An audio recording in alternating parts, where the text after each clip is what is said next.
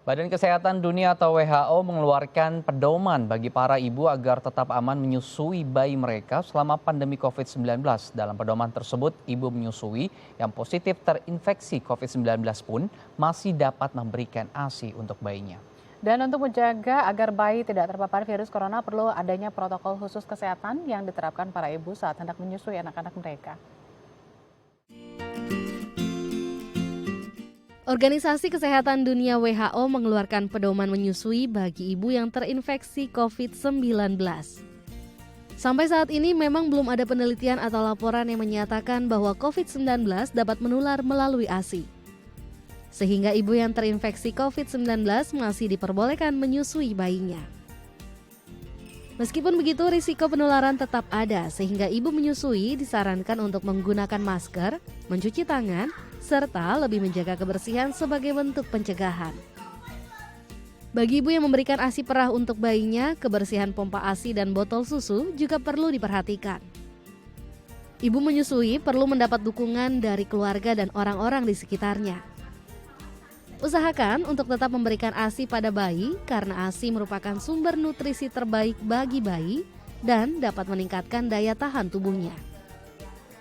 Ibu menyusui perlu menjaga kesehatannya dan memperhatikan asupan gizi terutama di saat pandemi sekarang ini.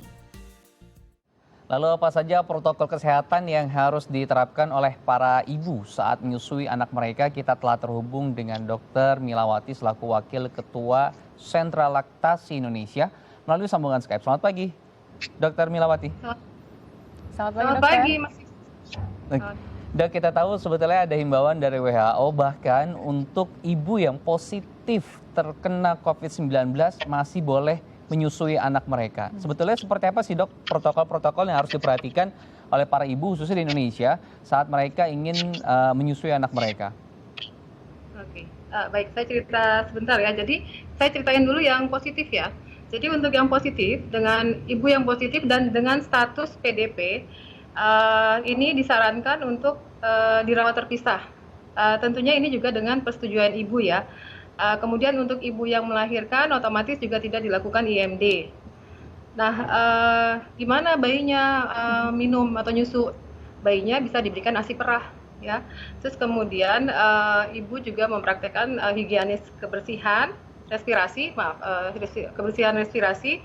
Kemudian juga ibu nanti akan didampingi oleh konselor ya yang akan membantu ibu memerah ASI karena otomatis persiapannya dengan kondisi ibu yang positif itu persiapannya lebih ya, jadi akan ditekankan pada kebersihannya ya, terutama seperti biasa sih sebenarnya membersihkan tangan ya secara menyeluruh, kemudian juga alat-alatnya ya, kalau pakai pompa alat-alatnya mesti steril ya, diusahakan steril alat dan wadah penyimpanannya juga steril.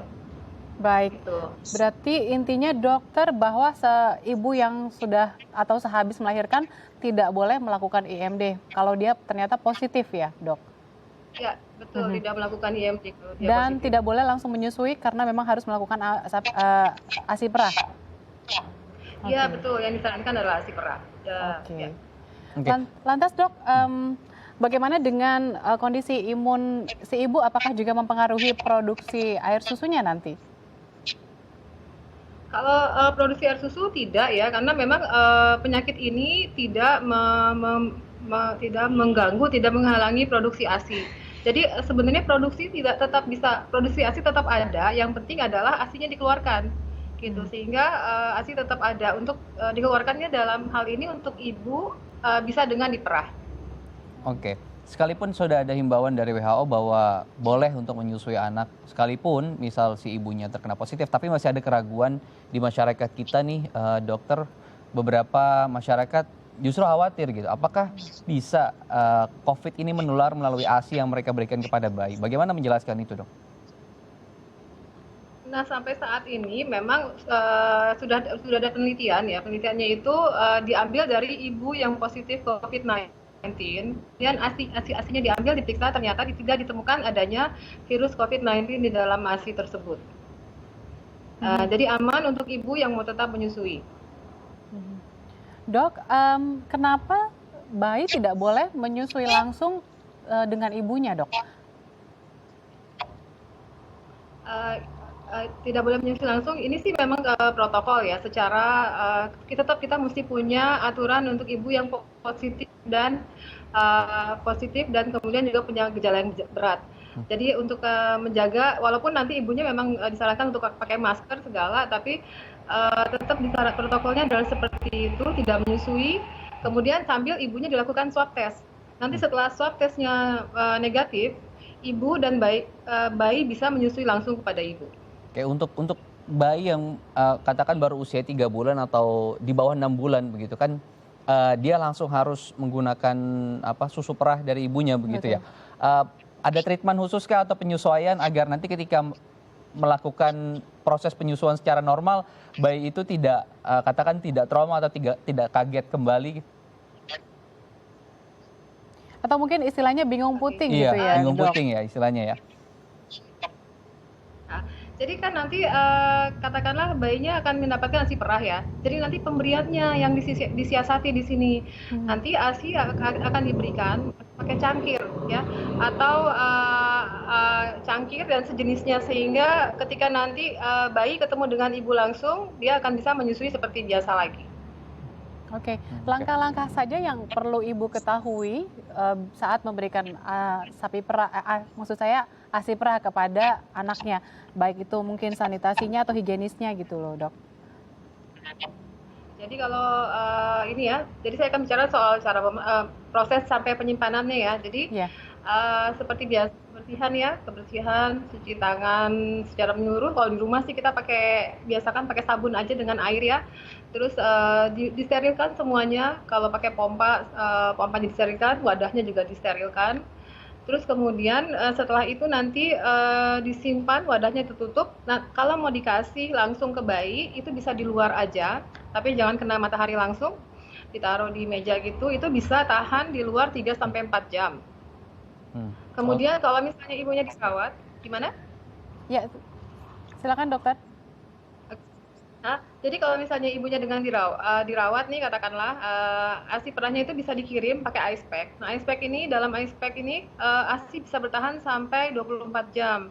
Kemudian kalau di rumah mau disimpan di kulkas nih, kulkas yang 2 pintu ya. Kulkas 2 pintu itu kalau ditaruh di bawah itu ditaruhnya di pojok, di dekat dinding, di dekat area dinding itu ASI bisa bertahan 3 sampai 4 hari.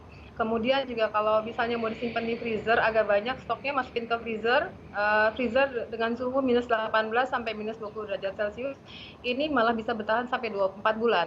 Cuma nanti memang di wadah ASI perah tersebut diberikan ini ya, waktu pemerahan. Jadi ada tanggalnya kapan, sehingga nanti yang akan dipakai adalah yang masuk belakangan.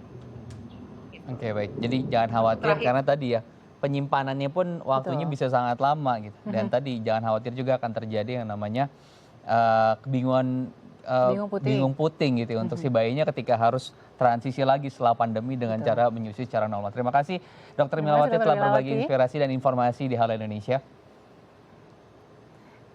Ya, pemirsa, usai jeda kita akan berbincang tentang mengurangi sampah rumah tangga selama pandemi. Tetap bersama kami di Halo Indonesia.